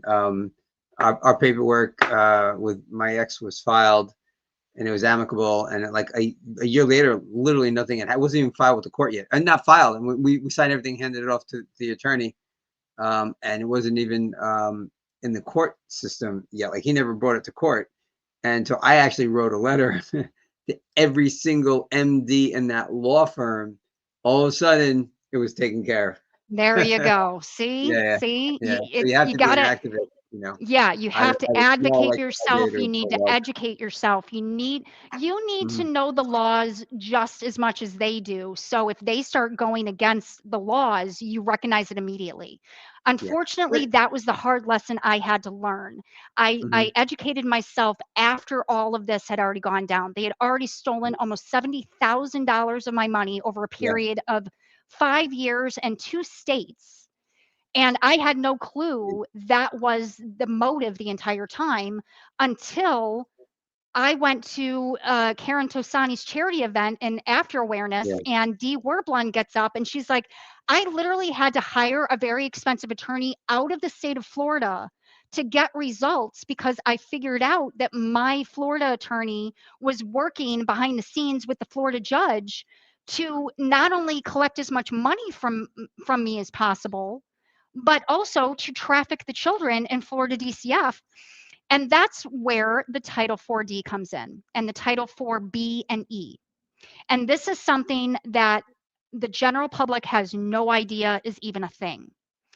So if you research federal Title 4B as in Bravo, D as in Delta, and E as in Echo, you will see that they are all part of the Federal Social Security Act around 1975, and they all had different purposes. Title 4B and E are for children and welfare. So B has to do with Medicaid, child care assistance. Think of the Minnesota thing that just came out, child care assistance, etc. Title 4E is foster care and adoption. And Title 4D is child support. What the states have figured out across the nation is if they abuse these systems, they get more kickbacks from the federal government. So the federal government is literally funding the states to kidnap children and then adopt them out. Every adoption, the state gets a kickback from the federal government on Title 4E. Every time they pull a child into the welfare system, they get kickbacks from the federal government on Title 4E. Anytime someone abuses child care assistance, like Minnesota, gets a kickback from the federal government under Title 4B. Anytime the state Department of Revenue garnishes or suspends someone's driver's license or license plate, the state gets a kickback on Title 4D. You see where I'm going with this? Yeah. Let's just go back to Everybody is making money off of the federal government. let's just go back to the adopt. There's actually two things I want to Mhm. go back to, but first the adopt. So it's so much information that it's starting to Yep. kind of keep Get hard to keep track overwhelming. of it all. Yeah, I know. It's a lot. You're saying that you're saying that the state is taking children, which I of course is shouldn't shock anybody. But then adopting them out, like, what do you Yeah, mean exactly by that? yeah. Cash for What's this? kids. Cash for But kids. they, Just Google cash do for you mean kids. like through foster care, putting them in foster care, Mhm. or Yeah, both, and both. and neither As parent soon has as any, and neither exactly, parent has any, and then the as federal government, soon mhm, and then the federal government says, looks at that as a good job, so they fund them more. That's what you're saying by kick. It's not really a you got it. kickback. It's funding them more. It's like Right, not sir. Put it in another way that I think might clarify it for a lot of people. It's like the government doesn't really help the homeless. They service the homeless at the state level, let's say, and then the federal government will say, "Oh, you're doing such a good job," or even the state, will write the budget bigger for that for their homeless industrial complex right, because you're servicing. You never solve the problem because you don't really want to solve the problem. You want to service it, and that way you get more money. If you solve the problem, you're out of a job. So right. if you service it, you get more money. So if they had this service where they claim the parents are doing something wrong, take the child, put them in foster care, the federal government goes, good job, you saved that child, Mhm. and then ruse or not, and then gets money for it. That's basically what Yeah, you're saying. Yeah, essentially, yeah, yeah. Yeah. The thing is, the Social Security Act, this portion of it came into play in 1975, okay? yeah. Well before the internet, well before social media, okay? So it was put into place with good intentions. It Yeah. was supposed to help parents get on their Basically feet everything is. Yeah. through TANF, etc. Like Title Yeah. 4D was supposed to be to recuperate funds from the non-custodial parent because the custodial parent was collecting TANF benefits, and that was the state's way of recuperating some of those funds. It has Mhm. morphed into something incredibly nefarious over the last 30, 40 years. That happens with every government program. Uh, Exactly. So, yes, exactly. and that's where Mark Ludwig's team that I am a part of is going to Washington D.C. to advocate for Title 4D reform. Now, Mark Okay. Ludwig and the shared parenting community is advocating for Title 4D reform. Okay, so we're focusing on D, which is child support, which, as you Okay. now know, I am a victim of that fraudulent child support Right. and Florida DOR garnishing my wages on a bogus contempt order based off of a 3-page order in Illinois that is illegal and shouldn't exist and be enforced anyways. So Okay. my situation obviously is one of thousands when it comes to child support fraud. Hmm. However, there are other advocates that are in DC advocating for Title 4B and E reform. And that is Connie Regularly. She is I don't know if she's still an active attorney, but she was an attorney in Tennessee that was whistleblowing what I was just explaining in the Title 4E, Hmm. foster care system, and the foster care system adopting out children. So the foster systems pull the kids in, pull them away from their biological parents, separate all communication so they can literally do what's called child psychological abuse. They Hmm. basically break the bond between the biological parent and the child and then reprogram that child to think that the state is doing good by them. When in Hmm. reality, the state is trafficking them to make money Right. off. Okay. Yeah. I The hear what kids you're saying. don't know this. However, due to this national movement and with social media becoming so prevalent with us sharing our stories, now we have podcasts. Children that are now adults are coming forward and are now suing these agencies, these state Hmm. agencies through federal court for being child trafficked. So there is a whole movement of child victims now coming forward, and I pray someday my own children are part of that. Yeah. But there is a whole movement of these then children, now adults, going after these for-profit agencies. In my children's case, it was Camelot Care, based out of Rockford, Illinois, a for-profit private agency that is contracted by Illinois DCFS. Okay, Florida has private agencies as well. They're all over the place. I just do not have experience with the Florida agencies, but I know Hmm. plenty of people that do. In fact, there are several lawsuits happening here in the state of Florida right now where people, victims, child victims, are now adults going after Florida DCF in federal court in Orlando, etc. Okay. I So, got a question about one of your children. mhm, You said that your child was uh, Ariana was in Chicago. So both of you were down here. She was there. mhm. You could have flown up and seen her, but you didn't know. Who was she living with, and what was she doing? She was living with her wealthy foster parents, and she was going to one Okay. of the best schools in the entire state of Illinois. So So was she a she, part of this Title D that you're talking about, essentially? all, yeah, all four of my children are victims of Title IV B and E. Oh, I that's am a D. victim of Title IV D. Yep. Oh, I see. Okay. All right. So All her right. So that's what was children are happening in, with her. Okay. yeah, And that's now you speak to her Illinois. and you see her. You speak it and see her. It's the other three that you still don't have because she's not with your ex. So you speak and see her on a regular basis. I wish, I wish. So Why not? that's where the parental alienation and child psychological abuse comes in. Oh, okay. So All right. remember, my children have been reprogrammed and have been lied to for I now think you're 6 bad. years. Yep. Yeah, yeah. So Yeah. that is 6 years that my children have been told the polar opposite. In fact, in 2021, one of the Mhm. very last things my younger daughter said to me was, "Grandma Mary," as in Mary Serlick in Port Orange, Florida, told us that you gave us up for adoption in Illinois and you didn't Oh want boy. us anymore, therefore dad had to take care of us. And Okay. that couldn't be more of a lie. I mean, and then one of the other things was they were told I was thrown in jail for years and I was in Oh jail. boy. Yeah, yeah. Obviously, I can't be a public school teacher if I was in jail. It doesn't work that way. I have no criminal background Right. whatsoever. I couldn't be a public school teacher if I did have a criminal background. So, Mhm. Right.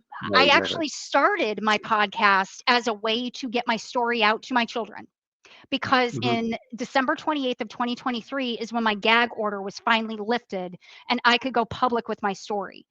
And 2024, 2025 is when I had this realization that my story is one of thousands of stories across the Great. nation and the planet, the globe. Like, I have friends that are in Canada that have the same 3-page order that their Wow. children are being hidden by, and it's stamped with royal courts of Yeah, Canada. yeah. Royal Code of And Canada. Yeah. we're literally in a Zoom meeting.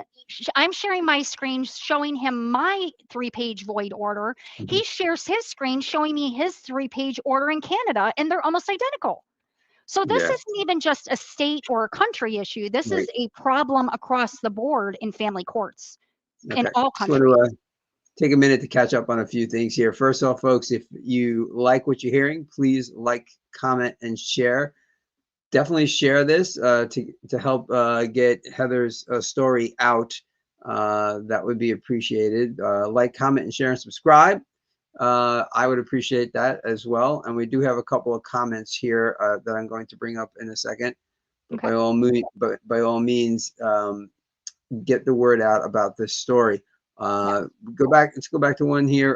Dr. Kerry Lewis checked in, and he says that you're amazing. He says he got a fan there, and I'm going to take 30 seconds here for people who don't know Dr. Vote Kerry for Lewis. him. We need him as the mayor of Daytona. Everyone Thank needs to you. vote for him.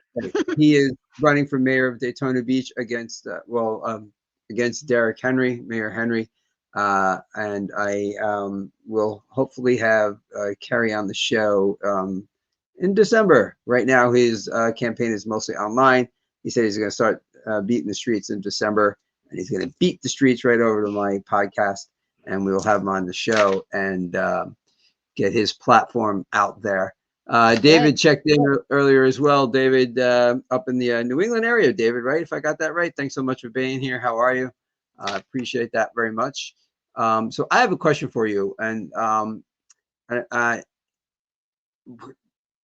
I feel like this is a little bit of a hard question, but I think it's incredibly interesting. You know, you've Okay. uncovered a whole bunch of stuff, Hmm. like a whole bunch of, like I said before, I use the word labyrinth, a labyrinth of craziness that's Yep. going on. Would you give it all away? Would you stop the fight to get your 3 kids back? If you could have your 3 kids tomorrow, would you be like, I'm done fighting this battle. I got my kids. you guys, you nonprofits do it. Nope, absolutely not. And I'll tell you why. Um, just because I solved my situation Mhm. doesn't mean I can morally and ethically walk away from the entire situation as a whole.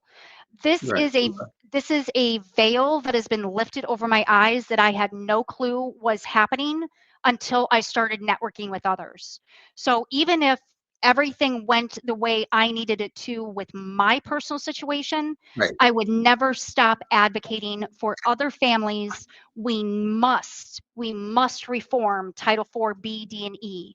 We must get some judicial accountability. We must raise awareness, because this is only going to continue to happen if we do not have everyone using their voice to advocate for changes. I do not want my children to ever have to go through this someday. And Mark Ludwig Right. absolutely feels the same way. He does Okay. not want his son to have to fight this battle.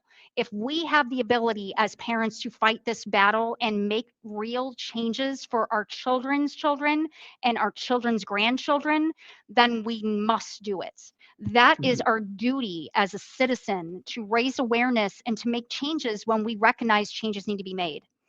So even if I solved my situation, I would still continue to fight for other families as well. Okay. Have you ever thought of putting this in a book? Absolutely. Absolutely. Mhm. I definitely have a book series in mind. I'm probably going to start with just explaining how I got to this point. And then as I continue to fight this fight alongside other mothers and fathers, other grandparents, aunts, and uncles, I want to write a whole series on how these reforms are happening and how more people can get involved. Okay. We have Marianne Petrie with the Slam the Gavel podcast. I've been on her podcast twice. She has written multiple books on this to raise awareness. I plan on being right by her side. Dana with Survivor Center has published a book. I believe she's working on her second book now. We've got Marilee McLean with Moms Fight Back. She has published a book. There are a ton of us whistleblowers and advocates publishing books, so I absolutely will be joining them. Okay. All Thank you for right. asking. Yeah. No problem. And as far as running for office, Mhm. what party are you running on? So I am Republican. Okay. Mindset is libertarian, Republican leaning. Uh-huh. Um, I don't, I can't really relate to Democrats anymore after the situation that has occurred with my children, because unfortunately, there are blue and red involved, but unfortunately, a majority of the people that harmed my children and I are blue. So I have soul searched in the last 6 years and determined that my mindset leans almost directly right in the middle to libertarian, with a Republican conservative mindset, because I was raised very conservative. Even though I'm a Uh, scientist, I still am religious. I still go to church. I believe in God. Just because I'm a scientist doesn't mean I'm atheist or agnostic or anything like right. that. I very Mhm. much believe in God. I believe in a higher power. Um, and it's just my personal belief that how those two tie together. Um, but I believe that the government should be concerned with our country, not invading our rights as parents and as US citizens. There is a point where government becomes overreaching, and in my situation, it is extreme governmental overreach, and We not reached that one but point two a long states. time ago. So We started at call me before the show started. libertarian, but I'm running on a Republican platform. Be an anarchist, Heather. Yeah, the I'm not to that extreme, but you we you definitely are. need some boundaries in place. I won't put the label on you, but you sound very much like you're a conservatarian, which is a mix of libertarian and conservative. Correct. Um, yeah. What was I going to say? It was something about rights. Yeah, yeah, it's okay. It doesn't matter. So I don't know if you heard of a group called "You Are the Power." Um, they're run by I'm not. they're run by not this last term, but the term before 2020, the 2020 Libertarian VP, Spike Cohen, when that election was over, started a not-for-profit called You Are the Power, which helps people who seem powerless against the courts or against the government fight back and win. That might be a group you want to look into. I don't know if they Yeah. do this specifically. I think they're pretty much open to helping anyone, anywhere, anytime with anything. You Are the Power, Spike Cohen. And I'm pretty sure. youarethepower.net. Is that? I'm not sure of the actual space. Where it is on the web, on the website. I think I have their website up. Yeah. Great. Yeah. youarethepower.net is what I found. If it says Spike Cohen as the founder, then you got the right one. I'm looking it up right now.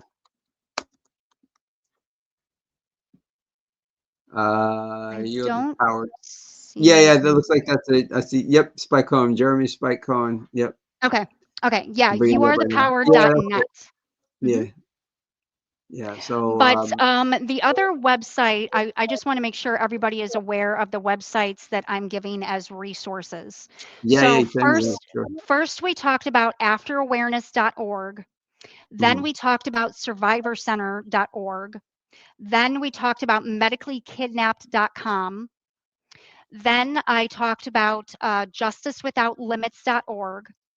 And then stlmarkludwig.com, stlouismarkludwig.com. And the program that I'm in, if you go on his website and go to membership, you will see Legislative Leadership Development Program. It's $30 a month for the training and to be part of his team. And it is well worth the $30 a month. His trainings are amazing. He teaches you the proper way and the proper language to work with your local legislatures, to work with U.S. congressmen and women, to go to D.C. and advocate for the reform. He teaches all of that. And then the other website is my YouTube, Justice for the Serlick Children, at Justice for the Serlick Children YouTube, and then I'm also on Facebook, Justice for the Serlick Children account, and then you can also find my campaign page as heatherbendl.com or elect Heather Bendl on Facebook. So I know I gave a ton of websites as resources. Shoot me that. Shoot me those URLs, and I'll drop them in the show notes. Absolutely. And I'll put those in there. I actually just brought up the show, so it's gonna be right on my screen. So you see me? Are you there? Yeah. Do you want me to put it in the chat here? Yeah, put them in the chat, and then I think that slowed me down when I did that. So yeah, put them in the chat, and I will put them up there so folks can go there. Of course, they can go to you as well. So yeah, either way, absolutely. they're there for everybody. So let's talk about. I want people that resonate with my story to have as many resources as possible. Yeah. Jessica Saxton and Tanawa Downing are touring the entire country, not lavishly at all. They're working only on donations, and they're going state by state and educating the general public on their constitutional rights, as well as the county commissioners and what's happening to everyone. So they are an amazing resource for educating the general public. There are so many people out there, Connie regularly, that's doing an amazing job of educating people. We just, at this point, our goal needs to be to educate more U.S. citizens so that they will then get out and educate others as well. And the more we have educating everyone across the nation, because let's be realistic here, the mainstream media is refusing to cover this. Why? Because they're privatized corporations. So we have to lean on independent investigative reporters, podcasters, etc. So Marianne Petrie's Slam the Gavel podcast is another great podcast to educate people. And then, of course, my podcast. Now, Pete and I are actually branching off of my Justice for the Serlick Children podcast. And Pete is creating his own podcast called Support Isn't Silent. So he is going to have guests on specifically for partners and family and friends of family court victims. So obviously he is not directly a family court victim. I am the victim, but he is my partner that is also being victimized by the situation. Okay. So he's starting his own podcast called Support Isn't Silent. And then my secondary podcast is going to be called Disrupt the Corrupt. And that's where other family court and CPS victims are going to come onto my show and tell their story. So I'm giving victims a platform to tell their story and it not be about me. I'm just the interviewer and they're the interviewee, kind of like Slam the Gavel and Marianne Petrie. Cool. Well, when they So come I out, will I'd have like to two spin-offs. when they come out, I'd like to have both you and Pete back on to discuss those and give those some public awareness as well. So I want to touch on that you're running. So obviously you can't run just on one thing because you're not going to win if you do that. So you have, and I'm not asking you for your platform tonight, but you're running on, this will be obviously a major thing. Yes. But you have toilet to tap and homelessness and you know what we can do in beachside, what we should do with stormwater management and all that, all the hot topics in Volusia County, overdevelopment. You there? Yeah, I'm trying. I don't know if you noticed, but my face is now blurry. I'm trying to get rid of that real quick. Yeah, I saw that. Yeah, I thought it was because I went on my show and to drop those links in, so I bailed on it as soon as I saw that. I was doing that behind the scenes. I was like, I better stop doing that. But yeah, the background is blurred, and somehow my face is now blurred as well. So yeah, now your face is too. Yeah. So the point I was getting at is you have a platform that goes beyond this issue, right? Yes, okay, so absolutely. I would love to have you back on for that as well, to discuss just the politics. Right. And of course, you can bring this up as one of your, we're discussing your platform. So this is your platform. So I'd like to have you back on for that down the line as well.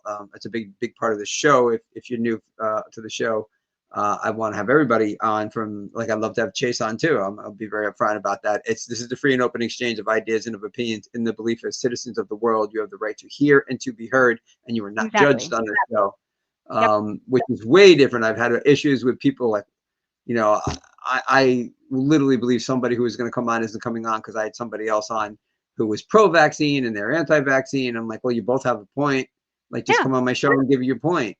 But it seems like that person won't respond to me now because I text them and they were like not responding. So anyway, in the meantime, in the meantime, if anyone wants to kind of see my platform and my views, if you go to my Elect Heather Bendl Facebook page, which my website, heatherbendl.com, forwards you right to that page right now. There is a pinned platform. So it literally breaks down my views on what I want to do to make changes in certain areas. Now, as far as the toilet to tap, ironically, that is my background. I am a geoscientist, aka geologist, aka earth scientist, and I specialize in freshwater water resources. All of my research and publications is on the Great Lakes. So I absolutely have opinions on the tap to water, whatever they want to call it. It's not good. It is not good for many reasons. We'll get you back on for that. So yes, absolutely. I would love to talk about that as a water quality specialist. I'm talking to my students about freshwater resources all the time. So for sure. Well, that reminds me, I just want to let people know, Monday night show is our new show. We have a standard new show on Monday evenings where I have Joe Hanush is the mainstay, one of the leading voices of the libertarian movement in Volusia County. He could not make it last week, and I had the VP of 2024, Mike Tremont, stepped in. So we got some heavy hitters on the libertarian side, and one of the smartest conservatives you will find, Michael Vasquez out of the Bronx, very politically astute, is a part of the panel on Monday nights as well. And I do have a Democrat. It's hard to dig them up around here. Democrats don't want to hear that, but I found a fantastic gentleman. He and I always BS at the Daytona Beach City Hall, John Navarra, who's going to come on at least a couple times a month now. So we're going to get that Democratic view because I want that on the show. And that will be tomorrow night. John won't be there tomorrow night, but our regular cast will be. And we talk about politics across the board, geopolitical. It's a really great show, and we have laughs along the way. So definitely check into that tomorrow night. Say it one more time where people can reach you, or the name of your podcast, and oh, you know what I wanted to ask you? Tell everybody when your podcast runs. When does it air? So right now we're trying to do weekly episodes. I am, as you can imagine, I am very busy as a public school teacher. I have over 170 students, and I'm also in my master's program and my certified paralegal. So I have a lot on my plate just with Yeah, that. Then yeah. add in I'm a pro se litigant. So we try to do monthly or weekly updates. Right now, it's been more like every 2 weeks, but Okay. you can find my podcast. And the other two I mentioned as well are already live. We just haven't had any guests on yet. Oh, okay. But Oh, you yeah. can find my podcast on all streaming platforms: Spotify, Apple, Amazon, Audible, iHeartRadio, everything. I'm on everything. And that's Justice for the Serlick Children. And that podcast primarily is getting my children and I story out there, exposing everything that's happening in the moment. I explain my court documents, and then I also act as my own investigative reporter, and I scan all the court documents I'm discussing in that episode and then put it in a Google Drive link so the viewers and listeners can click on that link and actually view the court documents in real time as they're listening to it, so they can educate themselves as well as maybe use my court filings to help themselves research for themselves. Maybe I did something that someone might think is good for their case as well.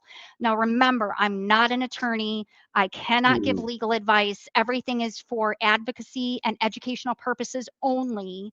Take it for what you will. I am not ever giving legal advice. I want to make that clear. I am not an Right. attorney.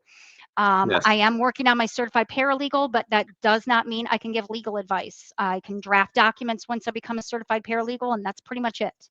So please remember, I'm not an attorney. I'm not giving legal advice. But Justice for the Serlick Children is a nonprofit that I formed last year to dedicate to my 4 children and then educate and advocate for others victims as well. You can find that podcast. The very first episode is incredibly emotional and raw and in the moment. It is literally me going live right after I was terrorized by the Volusia County Sheriff's Office, and they had me in handcuffs in my driveway to extort $1,000 out of me. So that very first episode was me going live for the very first time on Facebook, exposing in the moment this domestic terrorism that is family court. So Mhm. just be aware that if you listen to it in chronological order, it starts out very real, very raw, and very emotional.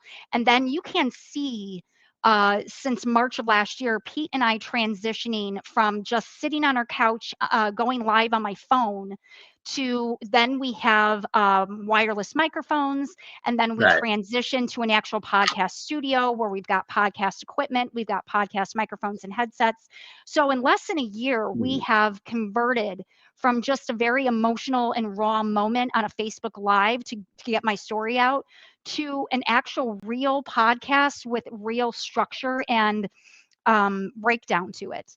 And we are Mhm. still learning. We're new to this. We are not Right. broadcasters, we're not news anchors. We're Right. just 2 humans that want to advocate and educate other US citizens on what's Yeah. happening to children and families. Yeah. Yeah.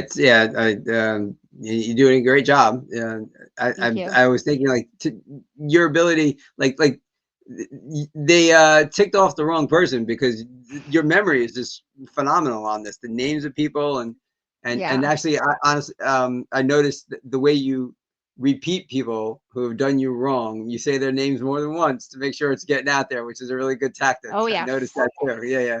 That Like, is something that I've yeah, learned from other advocates. Jessica yeah, yeah. Can you Saxman, do that? Tanoa Yeah. Downing. There are plenty of Mhm. advocates that Yep. say the names, Say the say name. the people that are I picked harming you, that up right because away. that's the only way you're going to get connected with other victims.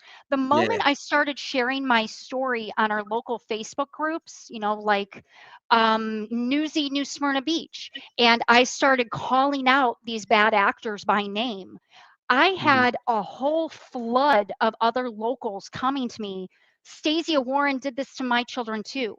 Upchurch did this to me too. Upchurch threw me in jail with a $50,000 bond for doing nothing except protecting a child. And Yeah. now all of a sudden we have a small army of local people that are advocating for changes and Right. for accountability with these bad actors that are harming us. We're paying them to protect us, and instead they're taking our money and harming us. And that is absolutely something that the public needs to be aware of, that this is happening. Yeah. Because why should our taxpayer money go to someone that's playing a part that they're not actually doing? They're doing more harm than good. So it is absolutely something that needs to be addressed. The public needs to be aware. These people need to be called out by name. They must be investigated. And there needs to be some sort of accountability. The fact Right. that I go to our state attorney's office and demand an investigation into these judges, and they literally hang up on me, that tells me that they're all protecting each other. And we have a much more serious problem than just one judge. We have a whole system that is profiteering and corrupting and making money off of us US citizens while just protecting their own. And how else do we break that system? We speak up, we use our voice, we use our First Amendment. That's why we have our First Yeah. Amendment. So I want people to know that they were given that First Amendment right for a reason, and you need to use your First Amendment right to speak up. Yes. And if we had more political parties, there'd be less corruption. Because even though you're running Republican, I have to say this: the more Mhm. political parties we have, it's harder to. It's easy to corrupt two people with the Right. D and the R. It's harder to corrupt three if there's a D and an R and LP. Put in the Green Party, put in the DSA, and so on and so on and so on. The more people that are out there on the stage of politics, the harder it is for the bad guys and gals to corrupt, because they only got so many people they can corrupt and so much money to spread around, Right. particularly if everything was local. But that's a story for another day. Right. Maybe we'll talk about that when you come on as a to promote your campaign. But I I mean, I appreciate. can say, though, I do want to make it very clear, the family court and CPS issues that we are experiencing across the nation, it's Mhm. not one party or the other. It's all of Right. them. It's Yeah, yeah, red, green, blue. It's every party is yeah. Okay. dipping their hands in this kids Mhm. for cash situation. And there are attorneys now actually going after RICO in federal courts. So an Okay. attorney to look into would be Matt Grant out of St. Louis, Missouri. There's another St. Louis guy. Matt Grant has a RICO and 1983 lawsuit in federal court right now where he is exposing the St. Louis, Missouri Kids for Cash RICO system. Okay. So I am going to be following suit with what he's doing and using his court documents to base my own off of. So that's to come. So I absolutely would love to come back on later this year when I have my federal cases filed in Mhm. Orlando. So I'd love to Yeah, talk more about absolutely. that. Definitely do that. Thanks for coming on this time, and Absolutely. thanks to everybody out there who commented and is watching. I don't know where in the world you are or what time it is in your neck of the woods, but no matter the time, I hope you had a good time this time and learned a lot. And definitely like, comment, and share. And we will see you later. Thank you, everyone. Have a great night. Show is over, close the storybook. There will be no encore. And all the random hands that I have shook, well, they're reaching for the door.